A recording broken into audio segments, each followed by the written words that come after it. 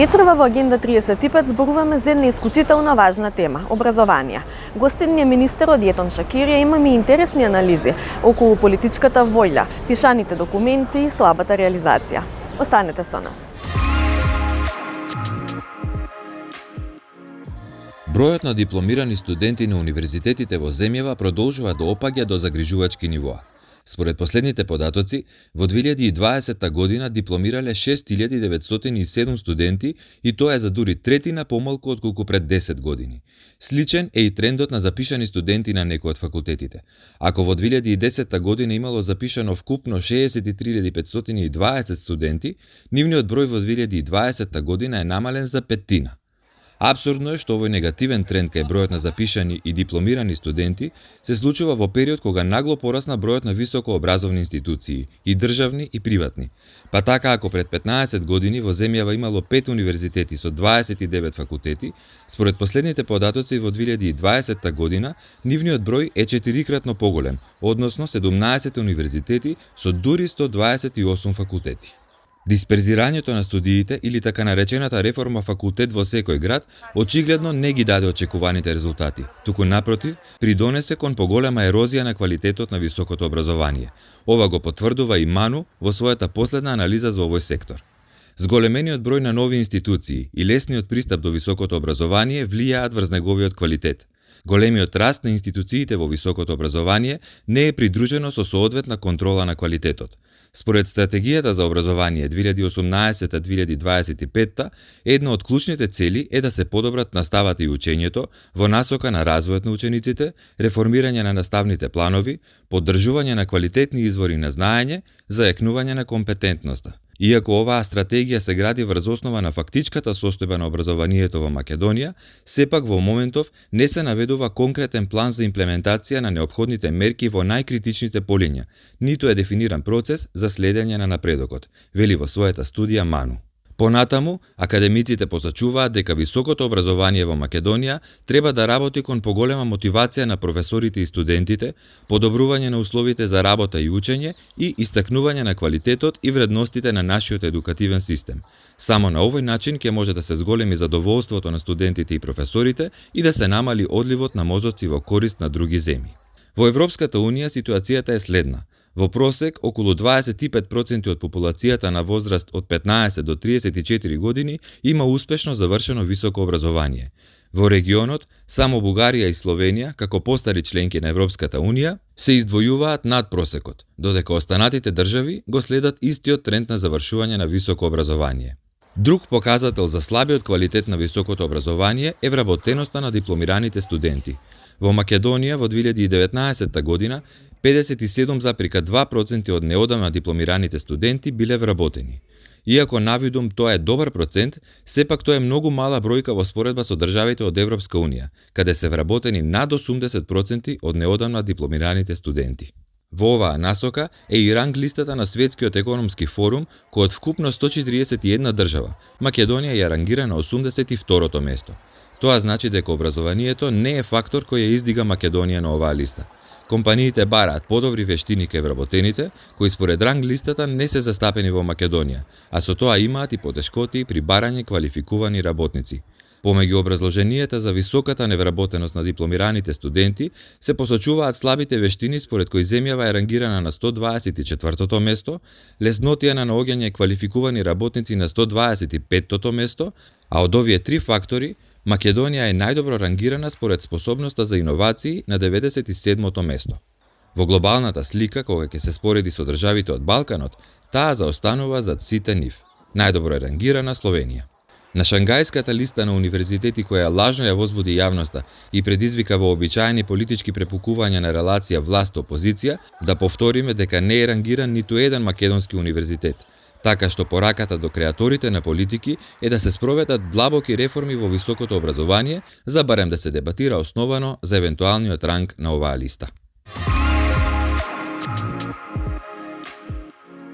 Реформите во образованието треба да се спроведуваат во континуитет, независно од тоа кој е министер или кој е на власт, бидејќи отсуството на јасна визија и стратешка определба каде ќе одиме во иднина придонесоа за негативни состојби кои се провлекуваат низ годините, оценува Виктор Митевски, председател на Сдруженијето за истражување и анализи. Проблемите детектирани изминатите години остануваат и понатаму, а тоа се неподготвени кадри за пазарот на труд. Одредени напори за подобрување на оваа состојба се прават преку дуалното образование, преку кое младите ги изучуваат оние занаети кои им се потребни на компаниите.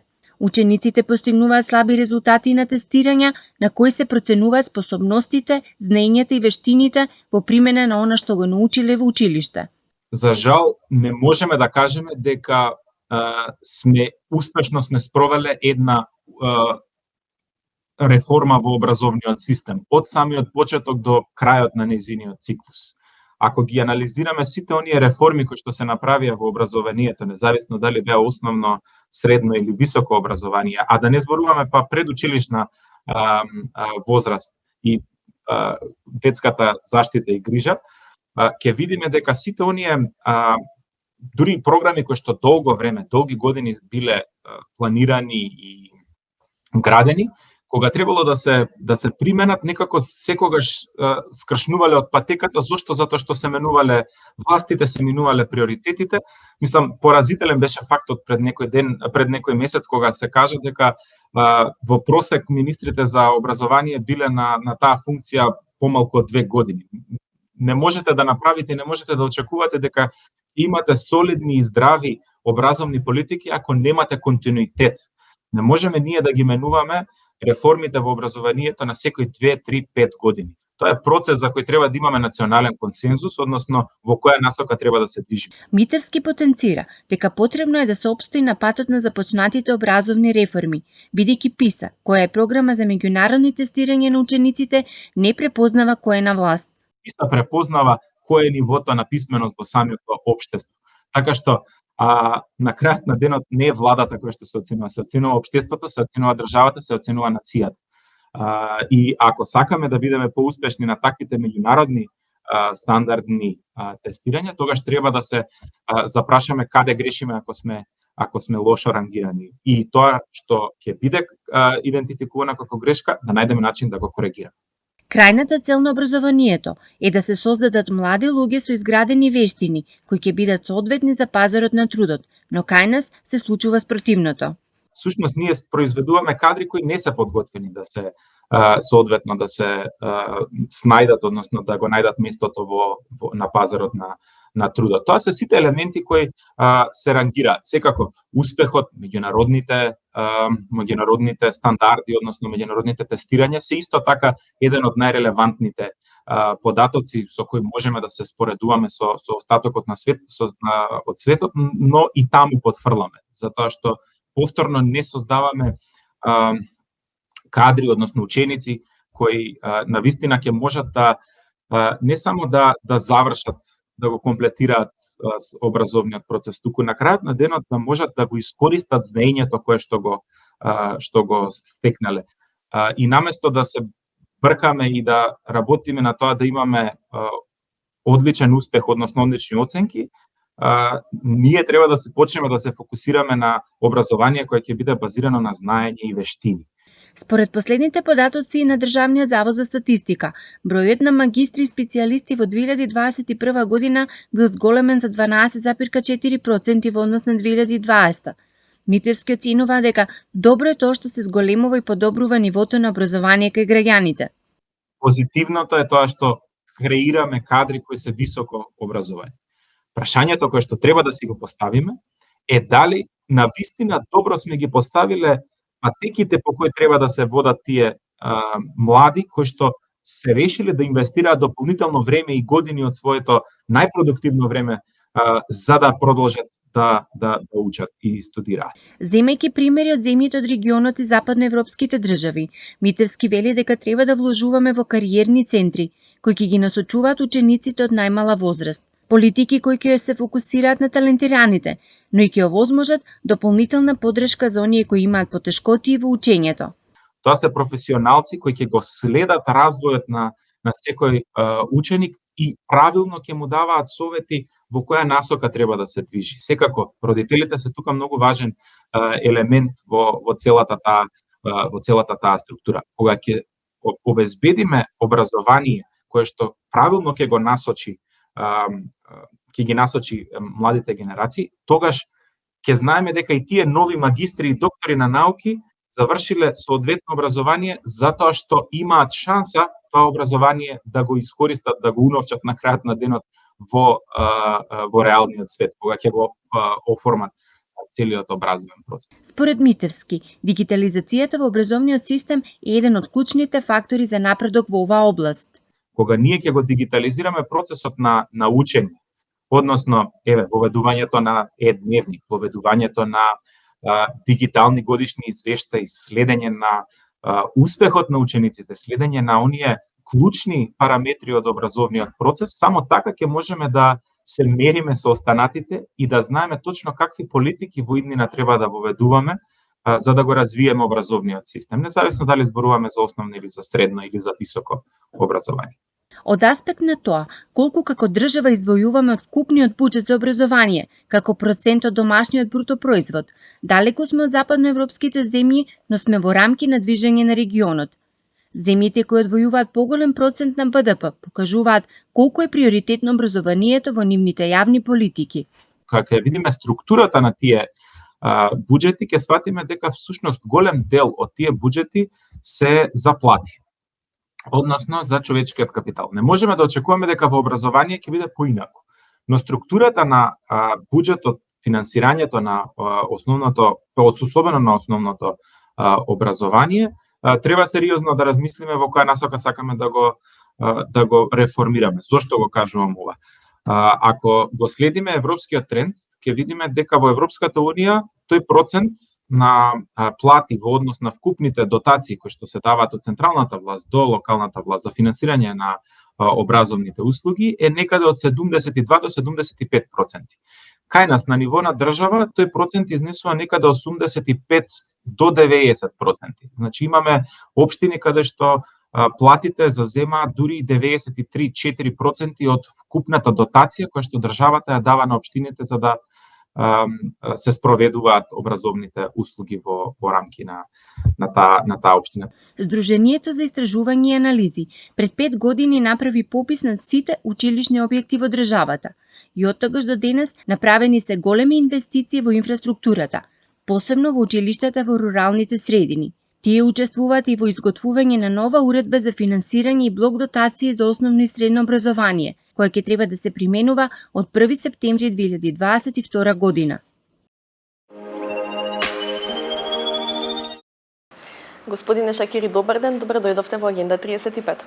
Добар ден, благодарам и за вашата покана. Веќе речиси 2,5 месеци сте на функцијата, на исклучително важна функција би рекла, во многу важно поле. Како се снаоѓате? Па секој ден со работа, посветена работа, со комуникација со вработените, со сите луѓе, со институциите кои ние како министерство треба директно да соработуваме, почнувајќи со институциите од Бирото за развој на образование, секојдневна комуникација со службите кај мене во министерството, но исто така и да не ги заборавам сите институции од основно, директорите од основните училишта, средни, високообразовните установи, така натаму. Знаете зашто ве прашав? Често пати низ годините сме гледале практика кога недоследно се спроведуваат дадени политики, во зависност од тоа кој е министер или која политичка гарнитура е на власт, во услови кога во образованието е потребна една доследност и стратегија. Ќе продолжите ли вие со истата визија образовна која што ја имаше вашата претходничка? Па концептот што имаше претходната министерка, госпоđа Мила Царовска, се однесува на концептот на основно образование. Сите сме свесни дека образовниот процес кај нас беше време конечно да се почне реформа и веќе започната реформа во основното образование, јас го прифаќам како концепт. Се подразбира дека без разлика на дали јас или некој друг ќе беше во опозицијата, мислам дека не може никој да процени еден концепт кој е почнат ова учебна година.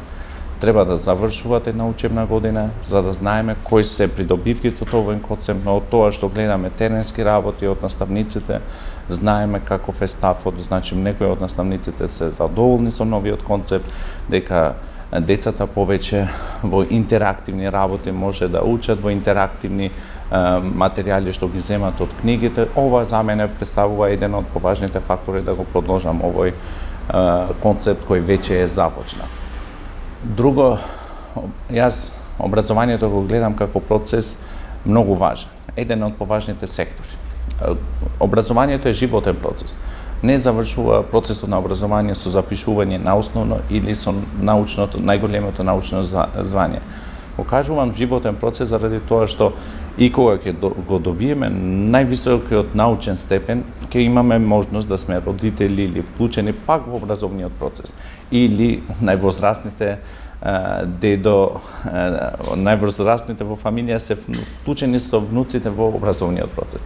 Ова е многу важен и јас затоа мислам дека веќе започнатиот концепт посветена работа со сите што се внатре во системот, можеме да придонесеме да имаме подобра, поефикасна реализација на веќе започнатиот концепт, да продолжиме исто така со реформи во општа гимназија, во делот на средното образование. Многу добар знак ми е проектот кој веќе е започнат за средностручното образование, каде имаме добар напредок во тоа. Претходно сме имале 11 паралелки, во 2020 година дуални паралелки, во 2021 година 93.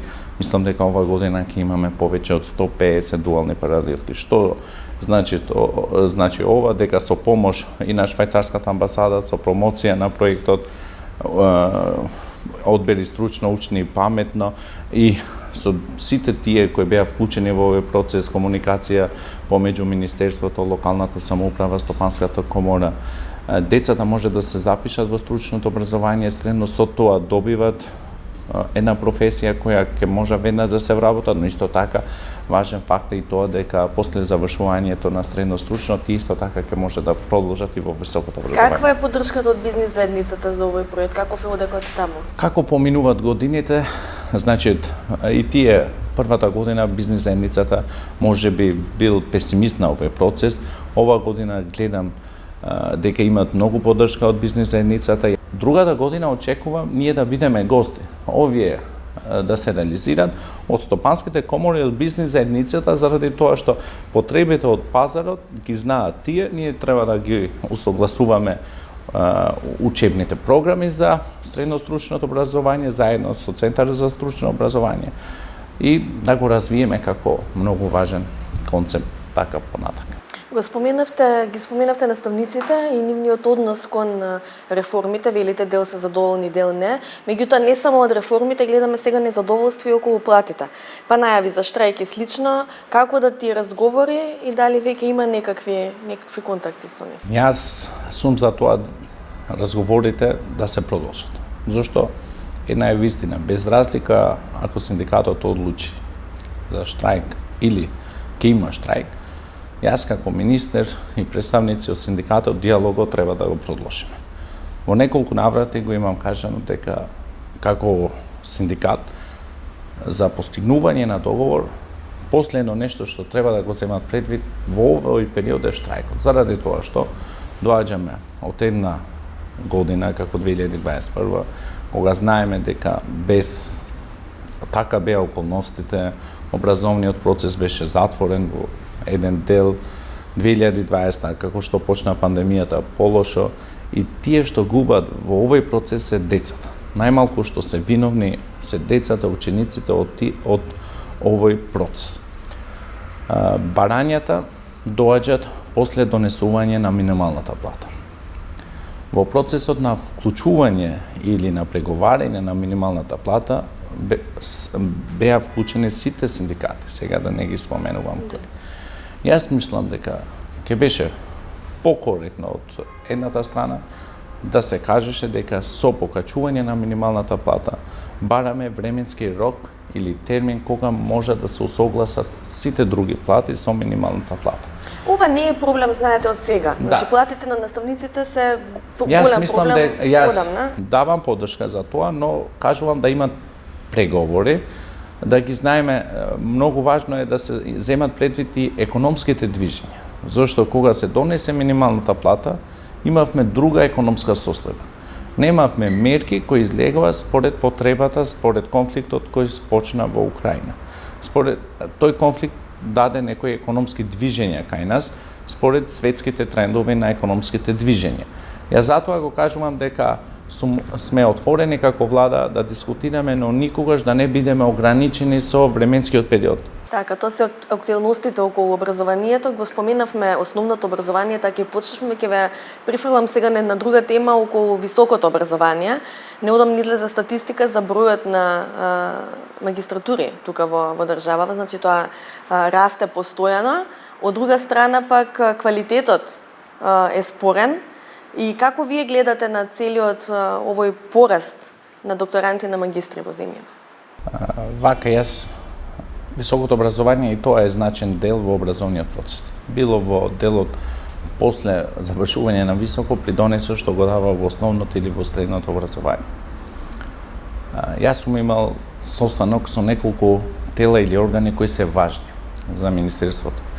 Образовниот процес треба да го гледаме сите ние долгорочно. Јас од првиот ден имам кажано дека како што ќе помине времето, без разлика на политичките различности што ги имаме или од политички аспект. Образованието треба да го гледаме како со долгорочна стратегија, почнувајќи од основното, средното и високото образование. Што се однесува во високото образование? Ние како Министерство можеме креираме, реализираме политики за високото образование, но истовремено придонесот се формирани со неколку законски измени, што се направени со почетокот 2015-16, после тоа 2018, каде се вклучени дел од академската фела, професори, сите се беа вклучени во тие законски измени, се формирани и тела кои треба да дават придонес во високото образование. Што значи тоа? Имаме Агенција за квалитет на високото образование, каде во Агенцијата за квалитет во високото образование има два тела, одбор за акредитација, како одбор што ги акредитира сите студиски програми и одбор за евалуација. Јас од првиот ден во Министерството сум реализирал состаноци и со директорот на агенцијата, но и со представници на двете одбори. Сум побарал да го разгледат состојбите на високо образование, да ги имат предвид во ново акредитираните студентски програми, но исто така за одборот за евалуација почнуваме многу важен процес на надворешна евалуација на високообразовните установи. Сега сме во фаза на разгледување на правилникот на одборот за евалуација, после ќе имат повики за надворешни евалуатори, што значи ќе дојдеме на состојба да ги евалуираме студиските програми во наредниот период. И од тоа ќе го знаеме во која состојба ни е реалната ситуација. И дали овие магистри навистина се магистри? Не, ќе го продолжам и тука. Исто така имаме и комисија за високо образование, која национална комисија која како тело е формирана од собрание, што значи се добри познати професори во науката и со сите овие тела соработуваме за да дадеме придонес во квалитетот на високото образование. Од делот на фактот дека во разлика од 2020, во 2021 година имаме покачување на бројот на магистри и тоа е сериозно покачување, 15%. Мислам дека јас прифаќам секој да напредува во кариерата, но тој напредок во кариерата да се врши во добар, квалитетен образовен систем. Делот на покачување, кога кажувам напредок во кариера, знаеме дека неколку законски решенија и во делот на административни службеници, јавна администрација, во делот на образовниот систем, што беше кај нас порано вклучен и сега во некои од образовните системи во високото образование, што се однесува на 3-годишно високо образование, За напредок на кариера имат неколку од студентите се запишуваат на 4-та година и некои завршуваат и магистратури. Ако дело на покачување се однесува за напредок на кариера, јас го прифаќам, но исто така да имаме и квалитетен образовен процес и овие не се само квантитативни бројки, но исто така да имате и внатре многу квалитет како бројки во образовниот процес. Јас тоа вака треба да го гледам и вака сакам да го гледам сите што се вклучени во образовниот процес, зашто органите или телата кои ги спомнав, колку сакаме ние да имаме стратегии, сите што се во образовниот процес и во овој циклус дават придонес. Во основното, наставниците се многу важни во делот на реформата. Обуките за наставниците се многу важни во основното и во средното образование. Во средно-стручното, менторите, стручните соработници се многу важна алка во процесот на стручното образование, во високото образование и во делот на рангирање. Отворам една од дискусиите, како што знаете, неколку вести, едната невистина, едната друг основ и така натака во делот на рангирање на универзитетите, но факт е дека според глобалните трендови и немаме подобрување во овој аспект, но и последното наше рангирање шангејско е 2015 година. Дали трендовите се позитивни? Мислам дека придонесот треба сите да го дадеме заедно. Зошто? Го кажувам ова. За да имаме позитивно рангирање, ќе треба истовремено да соработуваме сите, почнувајќи од ректорите, деканите, професорите, асистентите, стручните соработници кои се во универзитетите и така, но исто така многу важен фактор и студентите. Заради тоа што секој што даваме придонес ќе бидеме подобро рангирани во процесот на рангирање. А ние како министерство ќе треба да ги разгледаме сите можности. Ќе треба да ги разгледаме сите можности во другите претходни земји кои има добар напредок во делот на рангирање. Кои се тие можности? Да се треба да се гледа и можноста на финансирање на универзитетите. Некои од земјите имаат и фонд за наука, што значи на истражување, да се мотивират. Ние до сега анализираме... Процентот од буџетот што ние го издвојуваме за наука не е за фалење. Не е за фалење, но исто така добар знак е тоа дека претходна година конечно почна да се инвестира во науката, во делот на лабораториите, во делот на истражување. Ова година гледаме можностите што можеме да придонесеме или некои се повеќе годински договори докаде се реализирани.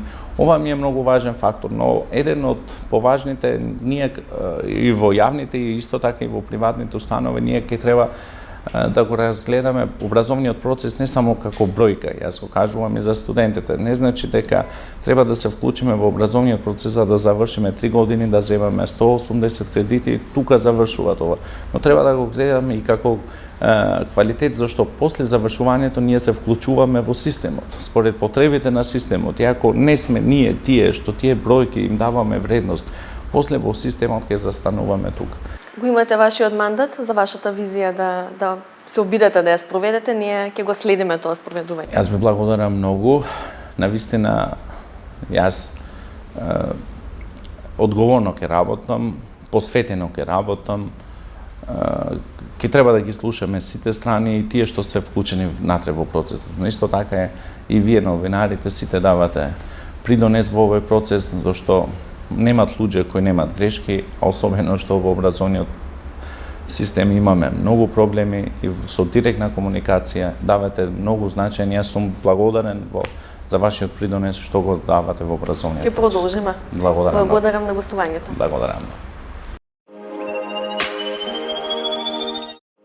Мерки со кои ќе им се помогне на државите членки на ЕУ да одговорат на потребите на лицата кои бегаат од војната во Украина, представи Европската комисија минатата недела. Помеѓу мерките е и овозможување на искористување на правото на пристап до образование, како едно од главните елементи на европскиот начин на живот. Приоритет на Европската комисија е да им се помогне на учениците, студентите, учителите и наставниците во овие тешки времења. За таа цел комисијата ќе работи на размена на искуства помеѓу државите членки, за да се утврди кои мерки се потребни да се преземат за раселените лица да може да го продолжат образованието. Како единствена точка за пристап до образовни материјали од Украина, и материјали од државите членки на украински јазик. Комисијата ја наведува платформата School Education Gateway во однос на украинските учители и наставници кои пристигнале во ЕУ. Според комисијата, клучно е да се искористат нивните способности, а за нивна поддршка се предлага платформата EdWinning. За поддршка на образованието на студентите бегалци и интеграција на бегалците вработени од високите образовни институции на Украина, Европската комисија предлага да се искористи флексибилноста во рамки на програмата Erasmus+. Со цел поддршка и овозможување универзитетите да се прилагодат на тековните предизвици за да може да придонесат кон отпорноста и опоравувањето на Европа, Европската комисија на крајот на јануари оваа година донесе Европска стратегија за универзитетите. Со стратегијата се предлага сет на важни активности со кои би се поддржале универзитетите да ја зајакнат европската димензија на високото образование и истражувањата, како и да се консолидираат, затоа што тие се водилки на европскиот начин на живот. Дополнително во сетот активности е вклучено и зајакнување на универзитетите поради тоа што тие се клучни актери на промените и во зелената и во дигиталната транзиција, но и двигатели на глобалната улога и лидерство на Европската унија. Во Европската стратегија за универзитетите се предлагаат и конкретни мерки за трансформирање и развој на подлабока европска соработка, со цел да се подготват студентите за сегашните и идни предизвици. Инаку, започнувајќи од минатиот декември па се до февруари оваа година, комисијата представи повеќе мерки со цел постигнување Европска образовна зона до 2025 година и унапредување на улогата на институциите од високото образование во европското општество.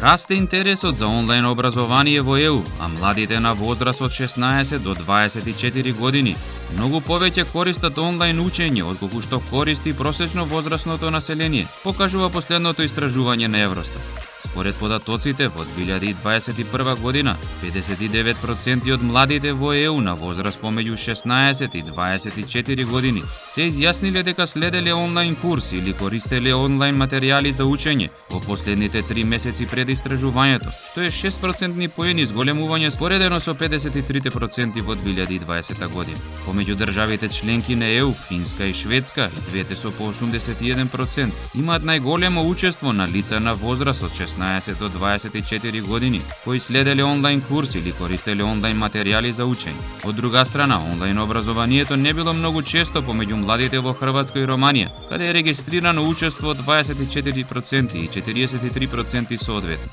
Споредено со 2019 година, односно пред пандемијата, во сите држави членки на ЕУ, уделот на млади кои следеле онлайн курсеви и користеле онлайн материјали за учење бележи зголемување, освен во Хрватска, каде е регистрирано намалување.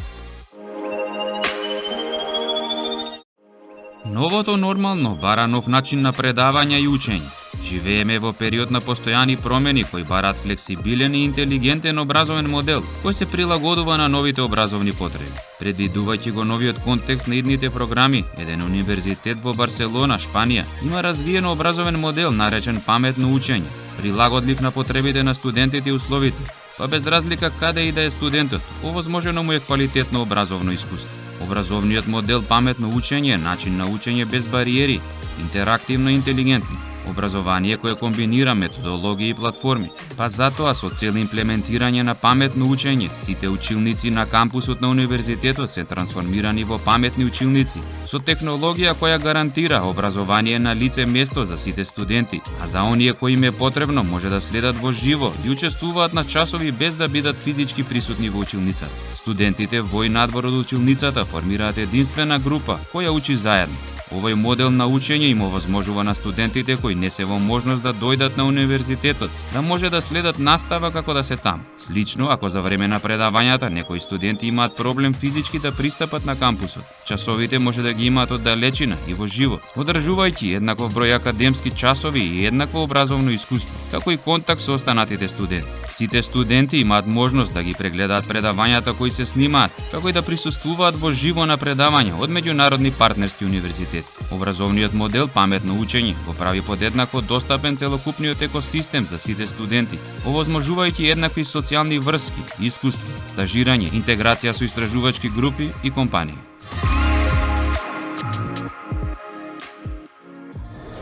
Следната недела тимот на Агенда 35 оди нагости во Крушева.